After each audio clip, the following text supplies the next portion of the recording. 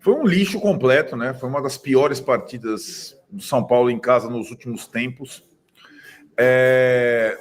Eu concordo com você, a questão, eu acho que tem uma sensação de fim de feira, de fim de trabalho, assim, exalando do estádio dessa vez, né? Depois do 3-1, era uma partida em que o São Paulo, aliás, não só essa, as últimas também, né? É curioso, né? Porque as 3 derrotas do São Paulo seguidas no Brasileiro foram muito mal conduzidas do presidente ao ponto esquerda, né? Então, e no futebol não tem muito segredo. Quando a coisa ela começa errada, ela dá errada. Então, o Mirassol, o São Paulo veio lá do Náutico e foi repetir o time contra o Mirassol, não conseguia andar em campo. Bahia, o Zubeldia suspenso, o Belmonte de férias, o Casares na final da Champions League. E hoje, que era talvez a partida mais importante dessas, porque era depois de uma pequena pausa, o São Paulo não teve nenhum retorno do departamento médico, o São Paulo teve um time escalado muito frágil, e o São Paulo não teve nenhuma mobilização para esse jogo. Vieram 20 mil heróis aqui no Morumbi, o menor público do São Paulo desde 2023, Tony, curiosamente, no último jogo do Rogério Ceni como técnico do São Paulo, né? Assim como a partida, a torcida tinha abandonado naquele momento, na verdade o Rogério Ceni já estava demitido, entre aspas, naquele jogo, na Sul-Americana, mas curiosamente, desde então, não tinha um público tão ridículo no Morumbi, por falta de mobilização, promoção de ingressos e tudo mais, né? Foi pior que o público da Ponte Preta.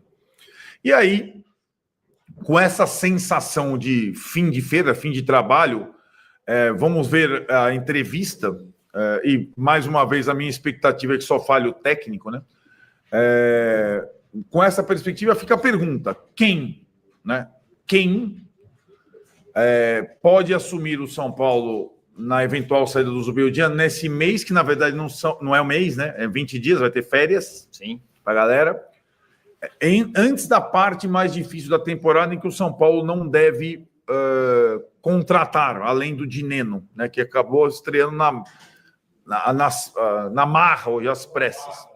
O quem é a grande incógnita. Uma temporada complexa, porque o São Paulo está lutando contra o rebaixamento, ou lutando não, está flertando com o rebaixamento, sem lutar exatamente, e está classificado em oitavas de final de Copa do Brasil e Libertadores, aliás, tendo feito uma das melhores campanhas da Libertadores. Para quem for convidado, eu acho que é um baita convite, né?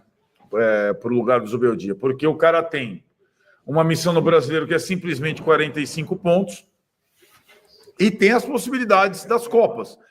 E aí, possivelmente com a volta de jogadores. E acho que essa situação ela é tão surreal que o técnico deve cair sem que os principais jogadores tivessem jogado partida alguma nesse campeonato brasileiro de futebol. É incrível, né? Mas o São Paulo continua e também deve explicações para isso, sendo um DM, um departamento médico que não recupera jogadores, né? E sem esses jogadores, o time do São Paulo é muito fraco, e hoje foi mais fraco que o Vasco, por incrível que pareça. Muito bem. Entrou o jogo, já tá. O Rian que tá, né? Quem jogou como titular hoje não foi o Rian, foi o Luca, né? Sim. O Luca tinha feito um gol importante na Libertadores, certo? Como foi a partida do Luca hoje? Foi ruim. Foi péssimo. Mas o Ferreirão não foi muito melhor também. O Ferreirão melhorou um pouco no segundo tempo. O Ferreirão ainda tem um pouco mais de físico. A questão para o Luca, para o Rian, é pegar um jogo em que as coisas já estejam mais debulhadas, né? O adversário já esteja cansado, que ele tenha mais espaço. Foi assim que o Rian fez o gol, né?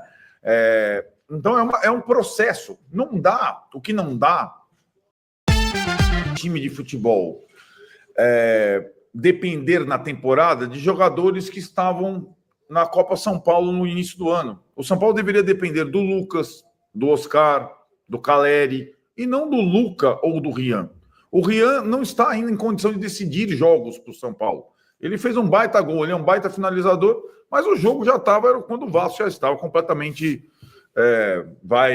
já comemorando a vitória, né? Então, com mais espaço, fica mais simples para os jovens, né? Como foi para o Luca na parte final da partida contra o Libertad, por exemplo. Hoje, de início, ele não conseguiu ganhar um duelo, né? A gente estou aqui esperando a coletiva. Vamos ver se chega.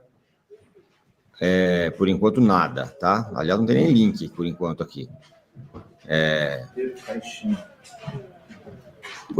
Coletiva não tem aqui. Por enquanto, nada de coletiva, a gente está de olho aqui. Se tiver algum link aí, a gente bota. Estamos aguardando. Alexandre Aguiar era a favor do Zubeldia, mas precisa trocar, não pela derrota, mas porque parece que ele não pode tirar mais nada do elenco. Ainda mais nesse momento de um mês sem jogo. A hora é agora, infelizmente. Eu acho que é por aí mesmo, Alexandre. Estou com você. O jogo de hoje foi muito chocante, para falar a verdade, né? Pegou um time que, se não é pior, é igual ao do São Paulo, pelo menos. Eu acho até pior. O elenco pior, com o clube esfacelado, com o Diniz, que acabou de chegar.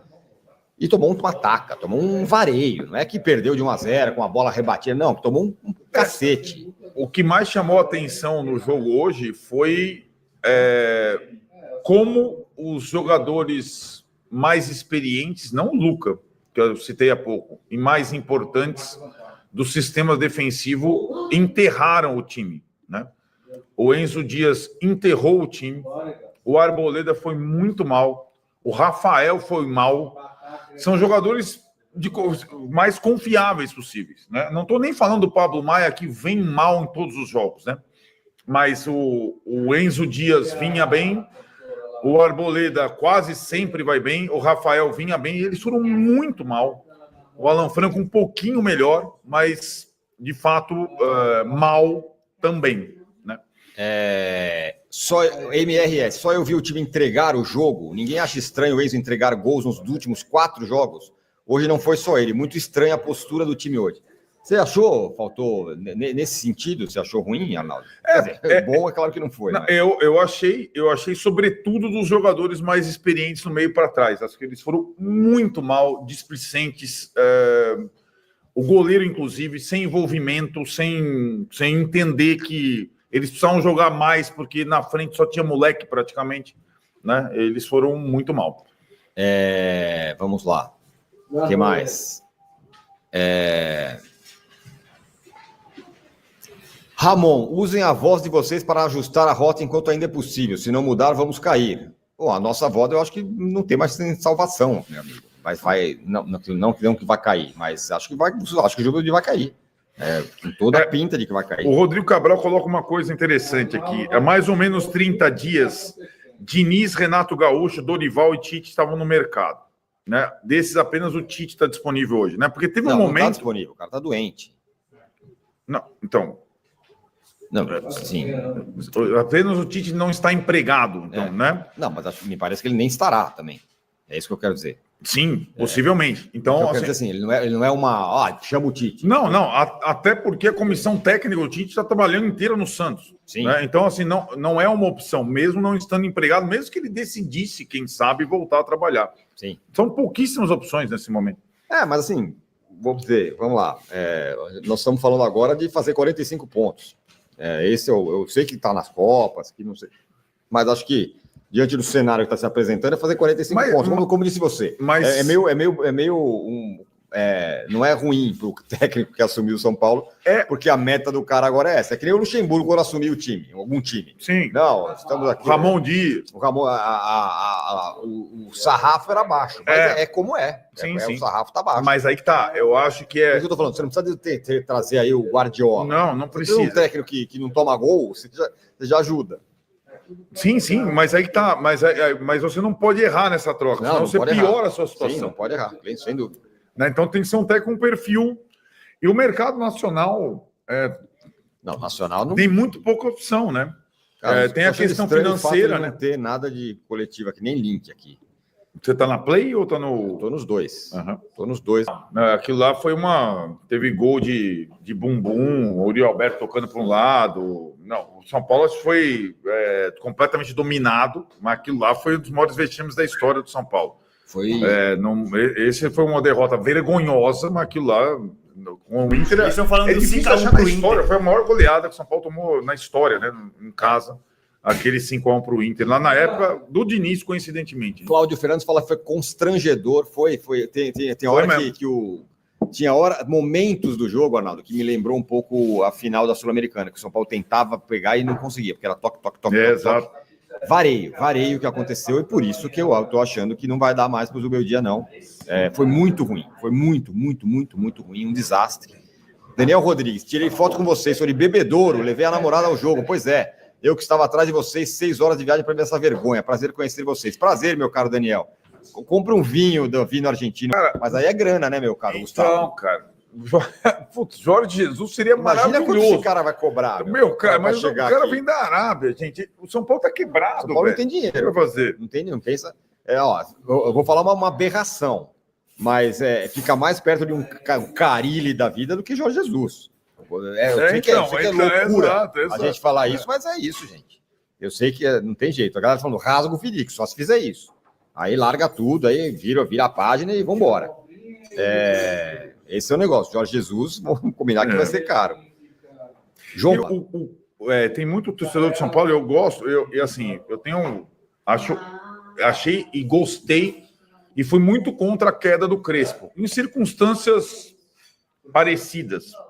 Mas o Crespo não tomou uma ataca dessa. Não, o Crespo não ganhava, estava na zona de rebaixamento do campeonato. Chegou a estar. Mas ele não tinha tomado umas cacetadas desse tamanho, tinha? Não, o Crespo estava na zona de rebaixamento e eliminado das Copas. Verdade. E eu fui contra a queda dele. Sim. Porque a gente tem que ver como estava a situação. Agora, o São Paulo apunhalou o Crespo, não pagou a multa para o cara, foi processar e vai trazer o cara de volta. Como é que ele vai... O Eduardo Leite lembrou, tomou 5 do Flamengo lá, 5 gols do Bruno Henrique no Maracanã. Tomou, verdade. O Bruno Henrique, é isso, né? Tomou também. Agora, eu acho a troca bem complicada no atual cenário. Tem uma coisa curiosa, né, Tironi? Essa parada aí, você tem... e eu sempre comparei o São Paulo ao Inter, é muito comparado mesmo, comparável a situação dos dois times.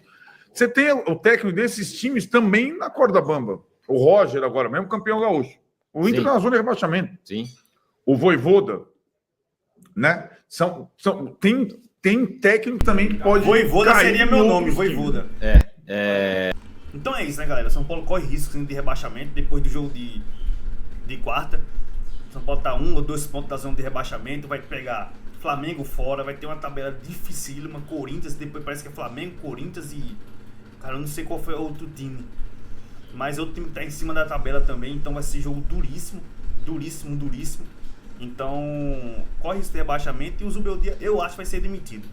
Não sei a opinião de vocês, mas eu acho que ele não vai resistir. Eu acho que foi a pá de cal, mano, quarta-feira. E eu acho que ele não vai resistir, não. Eu não acho, não. Não sei a opinião de vocês. Comenta aí a opinião de vocês aí, mas surreal, cara. A luta é contra o rebaixamento, aos 45 pontos. Perdemos muitos jogos em casa, Mirassol, Vasco. Olha só os pontos que a gente desperdiçou. Comenta aí a opinião de vocês aí embaixo. Em todos os créditos por Arnaldo Tironi, link na descrição. E situação caótica pro São Paulo. E ainda bem que teve essa parada aí, cara, porque vai voltar jogadores. Espero que volte o Ferreirinha, volte o Lucas, volte o Oscar. Espero, né? Entre outros aí. Valeu? E não tem como ficar feliz, né? Porque a situação é... Cara, eu tô assustado.